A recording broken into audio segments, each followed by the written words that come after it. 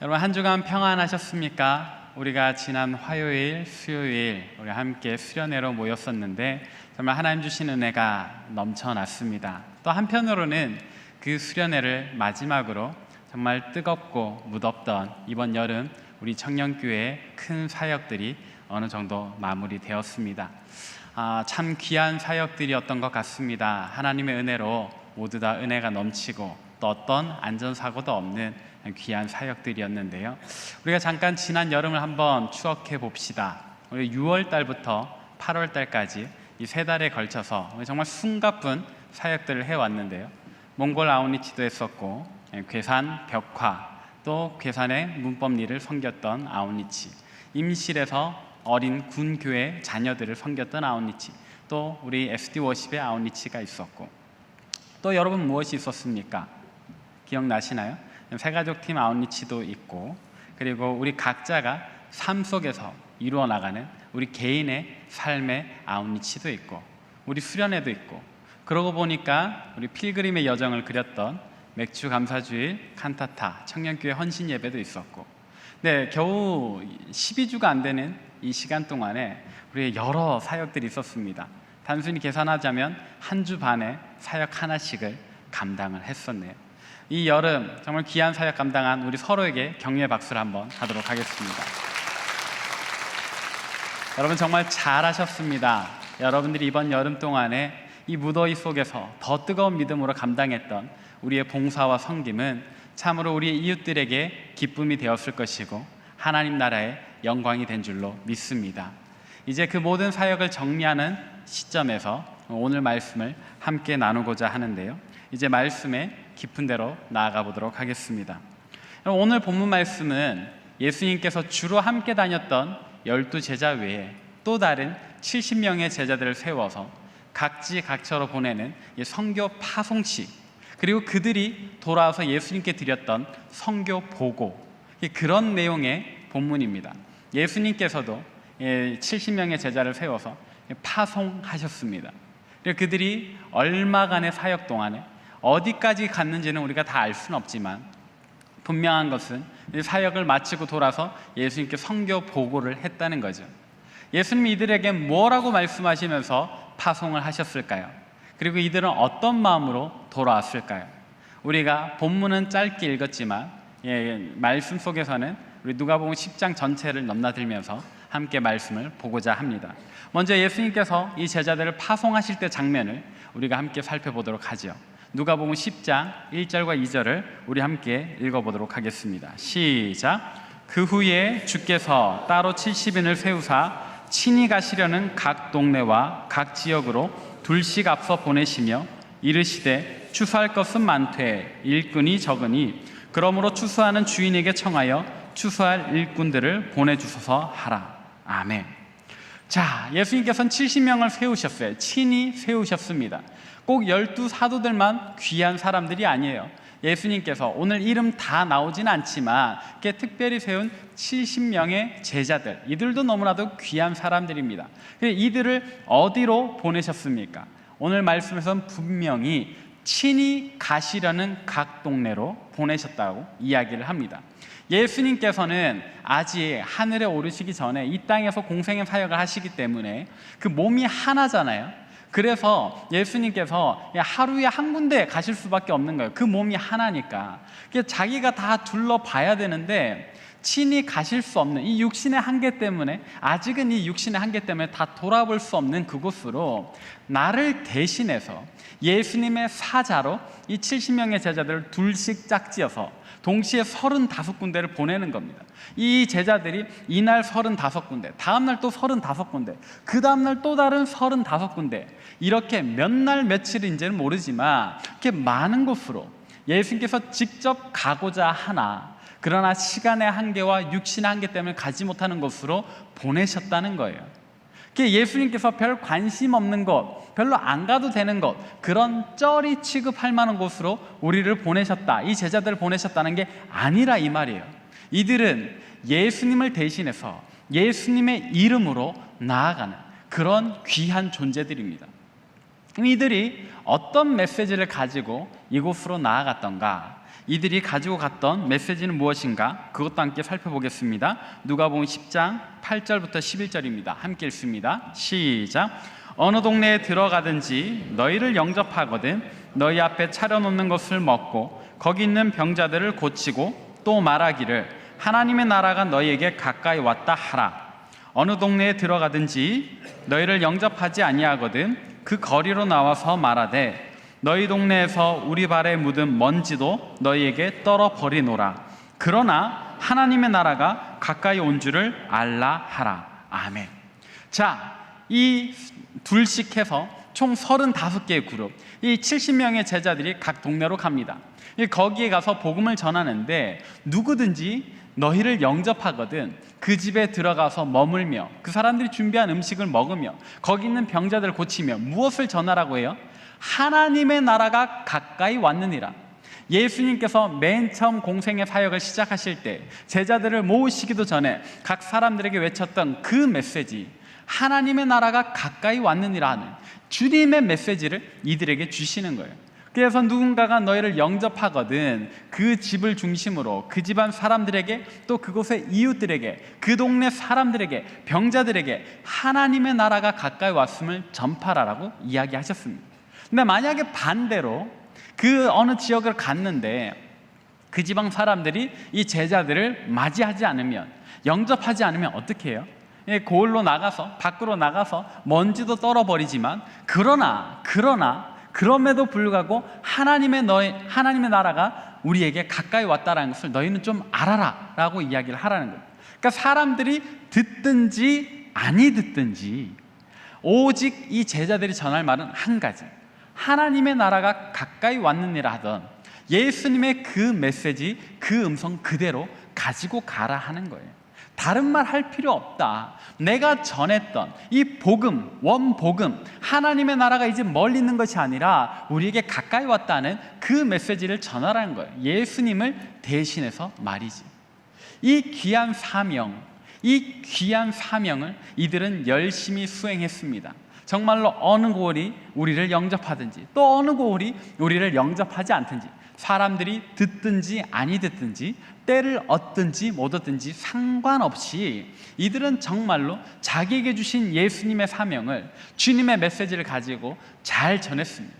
그리고 이제 얼마간의 시간이 지난 이후에 이들이 돌아옵니다. 주님께로 돌아와서 선교 보고를 합니다. 주님, 우리가 주님의 이름으로 나아갔습니다. 우리가 주님의 메시지를 전했습니다. 그렇게 우리가 주님께 사역했더니 정말 많은 열매를 거두었습니다. 많은 사람들이 이 구원의 소식을 듣고 주님 앞으로 나옵니다. 그리고요 우리가 놀라운 경험을 했습니다 라면서 이들이 특별한 한 가지 보고를 더하는데 그것은 무엇입니까? 우리가 말씀에서 보니까 이런 메시지를 전해요.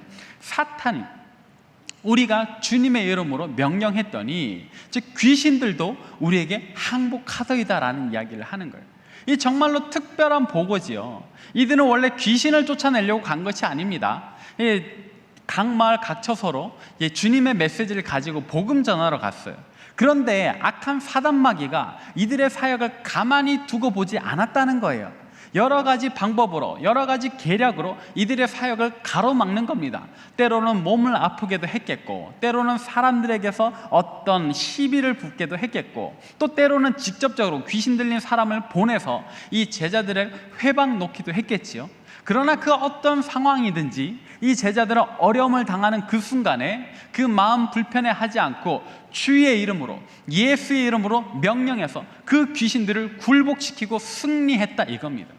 이 제자들은 이 승리의 감격이 너무 큰 거예요. 그래서 예수님께 주님, 우리가 복음만 전한 것이 아니라 정말로 주님의 이름으로 승리했습니다. 너무 기쁩니다. 우리가 저 사단마귀도 굴복시켰습니다라는 보고를 하고, 우리 주님께서 제자들의 이 기쁜 보고를 들을 때에 함께 기뻐하시며, 그래, 내가 너희의 승리를 이미 알고 있다. 악한 사단마귀가, 저 사탄이 하늘로부터 벼락같이 떨어지는 것을 내가 이미 보았노라 라며 우리 제자들의 수고와 이 보고를 함께 기뻐하시지요. 그러면서 이 제자들의 이 선교를 축복하시는데 뭐라고 축복하시는가? 사단에게 이긴 것, 그것만으로 기뻐하지 말고 너희의 이름이 어디에? 하늘에 기록된 것으로 기뻐하라고 이야기를 하십니다. 다시 이야기를 하면은 이 70인의 제자들은 정말로 열심히 복음 전하고 수고했던 그것으로 인해서 그들의 이름이 하늘에 기록된 상급을 얻었다라는 거예요. 우리 주님께서 말씀하시는 거예요. 귀한 파송이 있었고 또 사명을 완수한 이후에 돌아와서 선교 보고를 할 때, 귀한 제자들의 선교 보고를 할 때 우리 주님 기뻐하시며 이들의 이름이 하늘에 기록되었다라는 선포를 해주시는 거예요. 여러분, 여기까지가 본문의 내용인데 이 본문을 읽으시면서 어떤 마음이 드십니까? 너무 감동적이지 않습니까? 정말 아름답지 않습니까? 너희를 보냄이 이리 가운데로, 이 양을 이리 가운데로 보내는 것 같기도 하면서 정말로 비장하게 보내셨던 주님, 그리고 그 가운데 한 사람도 낙심치 않고 목숨 잃지 않고 사명 완수하고 100% 완수하고 돌아와서 주님 우리가 완수했습니다 라며 주님과 함께 부둥켜 안고 서로의 무사귀환을 축하하는, 그리고 하늘의 상급을 약속해 주시는 이 장면이 너무나도 아름답고 귀하지 않느냐 이 말입니다. 그런데요 여러분, 우리가 이 장면을 보면서 너무 부러워만 하지 않아도 되는 이유는 이 모습, 이 장면은 바로 우리를 위한 모형이기 때문이에요. 사랑하는 여러분, 오늘 누가복음 10장이 이 예수님의 파송과 또 제자들의 선교 보고를 기록하는 이유는 주님께서 우리도 그렇게 보내신다라는 것을 말하기 위해서, 그리고 우리도 우리의 삶의 자리에서 우리에게 주어진 모든 기회 속에서 주님의 메시지를 잘 전했을 때 이와 같은 상급을 얻을 것이라는 것을 우리에게 알려주기 위해서 이 누가가 기록을 하고 있는 거죠. 이번 여름 우리는 정말로 이와 같은 사명을 잘 감당했는 줄로 믿습니다. 몽골에서도, 괴산에서도, 임실에서도, 마카오에서도, 우리 각자의 삶의 자리에서도 우리가 정말로 주님의 보내심을 받아, 주님의 사명을 받아 우리의 이웃들에게 할 수 있는 대로 복음을 전하고 예수님의 모습을 나타내고 주님께 영광 돌린 줄 믿습니다. 또 그것뿐입니까? 우리도 역시 사역하면서 여러 어려움을 겪지 않았습니까?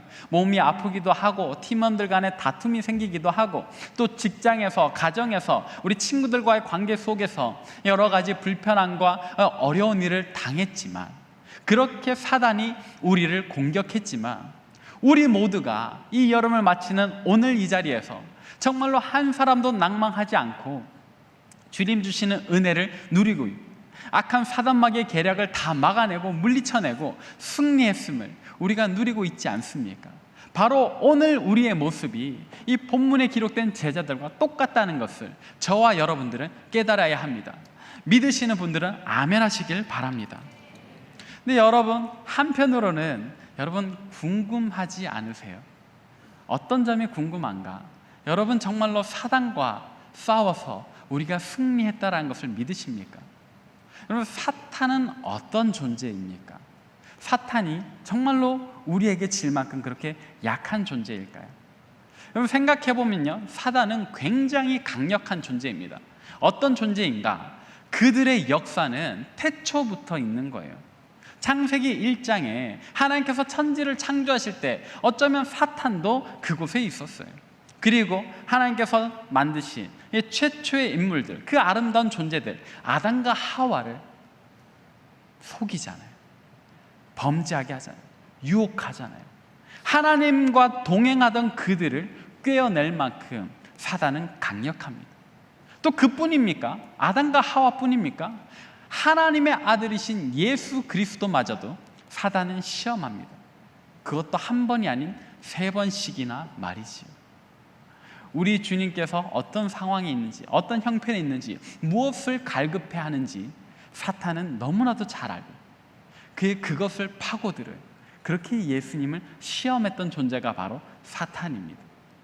그 생명의 연수가 적어도 수천 년, 하나님의 약속을 직접 받은 태초의 인물들도 유혹하고 감히 하나님의 아들이신 예수 그리스도마저도 시험했던 존재, 그래서 그 나름대로는 신적인 존재라고 할 만한 인물이 바로 사탄이에요.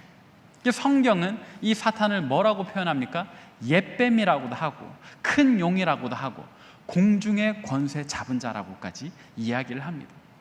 그에 반해서 저와 여러분들은 어떤 존재입니까? 참 연약한 존재이지요.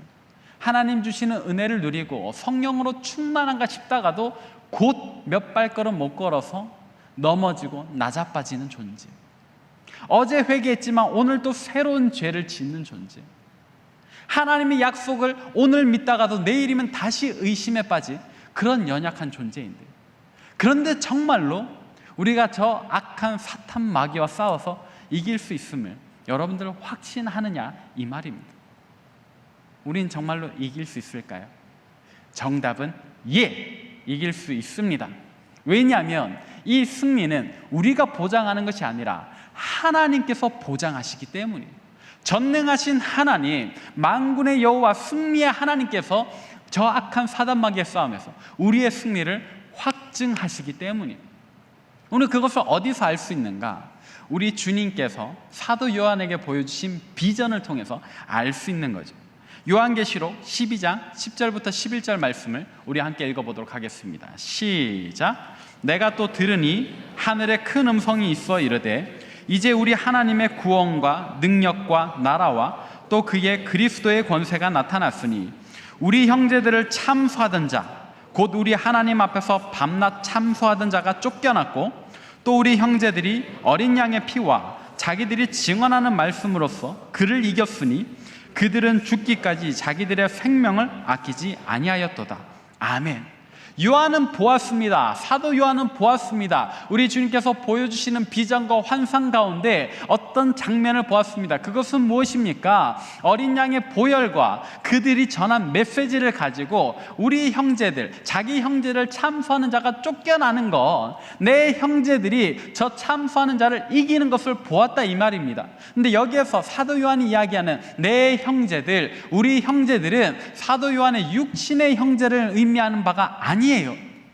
함께 복음을 전하고 함께 주님의 영광을 위해서 자기 생명을, 자기 인생을 내던진 그런 복음 전파자들, 사도 요한의 동역자들, 그런 예수님의 제자들을 의미하는 거죠. 예수 그리스도의 제자들이 어린 양의 피와 자기들이 증거하는 메시지, 그 메시지는 뭐예요? 하나님의 나라가 가까이 왔다는 그 주님의 메시지를 전한 자들이 저 악한 사단 마귀에 참수하던 자들을 싸워서 이겼다란 말이에요. 오늘 우리도 동일하게 주님의 부르심을 받고 보냄을 받고 회개하라, 천국이 가까이 왔느니라는 그 주님의 메시지를 전하기 때문에 우리도 역시 사도 요한이 말하던 우리 형제들, 나의 형제들, 예수님의 제자들 안에 들어가는 거예요. 그러니까 요한이 본 환상 속에서, 그 비전 속에서 우리 주님께서 확증시켰던 그 내용, 우리가 저 악한 사단 마귀가 싸워서 승리한다는 것은 하나님께서 보장하시는 겁니다. 하나님께서 보장하시기에 비록 오늘 우리는 좀 연약하지만, 쉽게 낮아빠지는 그런 연약한 존재이지만 우리 주님의 보혈과 우리가 증거하는 이 메시지로 인하여 우리는 반드시 승리하게 될 줄 믿으시길 바랍니다. 사랑하는 여러분, 이것이 우리가 복음 전할 때 나타나는 능력이에요. 저 강력한 존재, 그 나름대로는 신적인 존재라는 사단 마귀도 무릎 꿇리는 권세가 우리에게 있고, 참으로 하나님 주시는 구원의 열매를 우리가 풍성하게 누리게 된다, 이 말입니다. 그러나 우리가 아직 주님 앞에 이 기쁨의 보고를 드리기에는 좀 멀었습니다. 70인의 제자들은 자기들에게 허용된 시간 안에서 귀한 사명 잘 감당했고, 그 자기들의 사명이 완수되니까 이제 주님 앞에 나와서 오늘 본문의 선교 보고를 하는 거예요. 우리는 왜 아직 안 하는가? 아직 할 일이 많기 때문이죠. 아직 우리가 가야 할 곳이 많기 때문이에요. 아직 우리가 더 많은 사역지들을 섬겨야 하기 때문이에요. 아직 우리 일상 속에서도 우리가 복음 전해야 하는 대상들이 남아있기 때문이에요.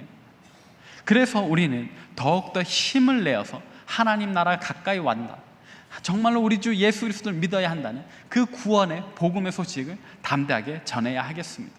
언제까지 전해야 할까? 어디까지 전해야 할까? 이건 너무 신경 쓰지 마세요. 왜냐하면 우리 주님께서 우리에게 신경 쓰지 말라라고 이야기를 하셨거든요. 다만 우리가 힌트는 좀 얻을 수 있습니다. 어디에서 얻을 수 있을까요? 사도행전 1장 6절부터 8절까지인데 우리 함께 읽어보도록 하겠습니다. 시작. 모였을 때 예수께 여쭈어 이르되 주께서 이스라엘 나라를 회복하심이 이때니까 하니, 이르시되 때와 시기는 아버지께서 자기의 권한에 두셨으니 너희가 알 바 아니요 오직 성령이 너희에게 임하시면 너희가 권능을 받고 예루살렘과 온 유대와 사마리아와 땅끝까지 이르러 내 증인이 되리라 하시니라. 아멘. 자, 부활하신 예수님을 만난 12 제자들이 궁금한 거예요. 주님, 하나님의 나라가 가까이 온다고 하셨잖아요. 그래서 우리가 당신의 제자가 되었습니다. 또 당신이 파송하셨을 때 우리도 각지로 다니면서 하나님의 나라가 가까이 옵니다라며 복음을 전했습니다. 이제 당신이 십자가에 달려 죽으시고 부활하셨으니까 이제 하나님의 나라가 우리에게 임하겠지요? 라고 질문을 하는 거예요. 그때 예수님께서 뭐라고 대답을 하세요? 때와 시기는 아버지의 권한에 있으니까 너희가 더 궁금해할 바 아니다. 다만 너희는 어디로? 성령이 임할 때 권능을 받아서 어디로? 예루살렘과 온 유대와 사마리아와 땅끝까지 이르러, 땅끝까지 이르러 내 증인이 되어야 하리라. 예, 때와 시기는 우리가 상관할 바가 아닙니다. 언제든지 주님께서 오시면 되는 거죠. 우리는 그저 때를 얻든지 못 얻든지 사람들이 듣든지 아니 듣든지 전하기만 하면 되는데, 어디까지요? 이 어디까지는 나와 있네요. 땅끝까지 우리가 갈 수 있는 데 최대한 멀리, 최대한 많이 가서 전하는 거예요. 내 주변에 오늘 내 가족에게 전했다고 끝이 아니에요. 내 친구들에게도 전해야 합니다. 내 친구들만으로도 끝이 아니에요. 내 이웃들에게도 전해야 해요. 내 직장에서 혹은 학교에서 길을 가다가 만나는 어떤 사람에게까지도 우리는 전해야 되는 거예요. 몽골로 끝이 아닙니다. 마카오로 끝이 아닙니다. 괴산으로 끝이 아니에요. 임실로 끝이 아니에요. 우리가 갈 수 있는 곳은 하나님께서 때를 주시면, 기회를 주시면 그것이 어디까지든지 달려가야 하는 거예요. 이 여러분들이 결단하셔야 되는 부분입니다. 아웃리치 나는 바빠서 안 돼. 아니요, 그렇게 생각하실 거 아니에요. 언제 열릴지 몰라요. 여러분 지금부터 마음의 각오와 준비를 하시고 열리기만 하면 언제든지 간다라는 마음, 결단을 가지고 계셔야 되는 거예요.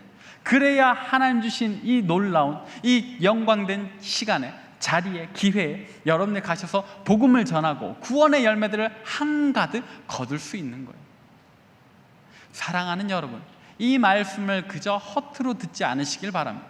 여러분 정말로 오늘 이 말씀, 나에게 주시는 하나님의 음성이라고 믿으신다면 정말로 마음에 결단을 하셔야 돼요. 내 일상 속에서 언제든지 누구에게라도 복음을 전하리라. 하나님 나라가 가까이 왔다라고 외치리라. 또 주님께서 우리 공동체에 어디든지 무슨 기회든지 주시면 내가 좀 바쁘지만 영가 쭉 모아가지고 쓰리라, 가서 전하리라 다짐하고 결단하셔야 됩니다. 오늘 이 말씀 정말로 나에게 주시는 하나님의 음성이라고 믿으신단 말이죠. 다짐하시는 분, 결단하시는 분들은 마음속으로 손 높이 드시길 바랍니다. 네, 다 드셨네요. 웃으신 분들은 진짜 드신 줄로 믿습니다. 여러분, 우리에게 하나님께서 참 많은 기회들을 주실 거예요. 근데 그 기회를 누리는 분은 준비된 분들만 가능한 거죠. 그 준비는 맞닥뜨려서 할 수 있는 게 아닙니다. 진작부터 하는 거예요. 지금부터 하는 거예요. 그래야 주님께서 기회를 주실 때 갈 수 있는, 잡을 수 있는, 우리 모두가 그 귀한 기회를 잡는 사람들 되시길 바랍니다. 어떤 사람이요, 그 마음을 가지고 귀한 찬송시를 썼어요. 정말로 내가 땅끝까지 복음을 전하리라. 정말로 내가 땅끝에서 주님께 아름답고 귀한 선교 보고를 하리라. 주님께 그 귀한 열매를 드리리라. 그 아름다운 풍경을 그리며 자신의 비전을 거기에 두면서 이 찬송시를 썼는데, 우리 같이 한번 읽어보도록 하겠습니다. 네, 제가 낭독하도록 하겠습니다. 주께서 주신 동산에 땀 흘리며 씨를 뿌리며 내 모든 삶을 드리리 날 사랑하시는 내 주님께. 비바람 앞을 가리고 내 육체는 쇠잔해져도 내 모든 삶을 드리리 내 사모하는 내 주님께. 땅끝에서 주님을 맞으리 주께 드릴 열매 가득 안고 땅끝에서 주님을 배우리 주께 드릴 노래 가득 안고 땅의 모든 끝 찬양하라 주님 오실 길 예배하라. 땅의 모든 끝에서 주님을 찬양하라 영광의 주님 곧 오시리라. 이 사람은요, 찬송시를 짓는 사람이에요. 복음성가 작곡가죠. 자기가 땅끝에서 주님께 드릴 열매는 무엇인가 곰곰이 생각해 보다가 정말로 풍성하게 자기가 가진 광주리에 막 이 노래를 담아서 드리는 광경을 그리고 이 찬송을 쓴 거거든요. 우리도 똑같은 비전을 공유하면서 정말로 주님 다시 오시는 그 영광의 날에 우리는 우리 앞에 놓인 이 바구니에 무엇을 담아 드릴 것인가? 우리가 구원해낸, 우리가 복음의 소식을 전했던 그 영광된 열매들을 주님 앞에 드려야 하지 않을까요? 우리가 그런 열매를 주님 앞에 드려야 하지 않을까요? 그러면서 이렇게 얘기를 해야죠. 주님, 우리가 주님 주신 사명을 잘 완수했습니다. 이곳저곳 다니면서 열심히 완수했습니다. 때로는 어려움도 있었지만 우리가 주님의 이름으로, 하나님의 이름으로 그 세상의 도전에, 악한 사단마귀의 도전에 맞서 싸워 승리했고 우리가 이토록 많은 열매를 거두었습니다. 주님께 드립니다. 우리가 그렇게 섬겨보고 할 때 우리 주님께서는 우리의 기쁨보다 더욱더 큰 기쁨으로 우리의 보고를 들으시며 이렇게 이야기를 하십니다. 그래, 내가 봤다. 사랑하는 중녀가, 사랑하는 상당교회 청년들아, 너희가 복음 전할 때 악한 사단마귀가 하늘로부터 번개같이 떨어지는 것을 내가 보았다. 그러나 그것으로 기뻐하지 말고 무엇으로요? 너희 이름이, 우리 이름이 하늘에 기록된 것으로 기뻐하라. 예, 우리의 이름도 하늘에 기록될 줄 믿으시길 바랍니다. 우리 주님께서 약속하십니다. 귀한 상급, 우리의 이름이 하늘에 기록되는 귀한 상급. 사랑하는 여러분, 말씀을 정리하도록 하겠습니다. 이번 여름 정말 무더웠는데 그럼에도 불구하고 여러분 귀한 사명 잘 감당하셨습니다. 수고 많으셨습니다. 그러나 여러분들 그 열심을 이번 여름으로 끝내지 마시길 바랍니다. 오늘로서 끝내지 마시길 바랍니다. 계속 이어나가시길 바랍니다. 때를 얻든지 못 얻든지, 사람들이 듣든지 아니 듣든지, 귀 있는 사람들은 듣겠지요. 사랑하는 여러분, 우리는 온전히 땅끝에서 주님께 이 귀한 선교 보고를 드릴 때까지 열심히 복음의 씨를 뿌리고 또 풍성한 열매를 거두고 그렇게 주님 앞에 귀한 열매를 드리기만 하면 됩니다. 그 귀한 날을 기대하며 바라며 소망하며 그렇게 날마다 복음 전파하며 살아가는 저와 여러분 되시길 바랍니다.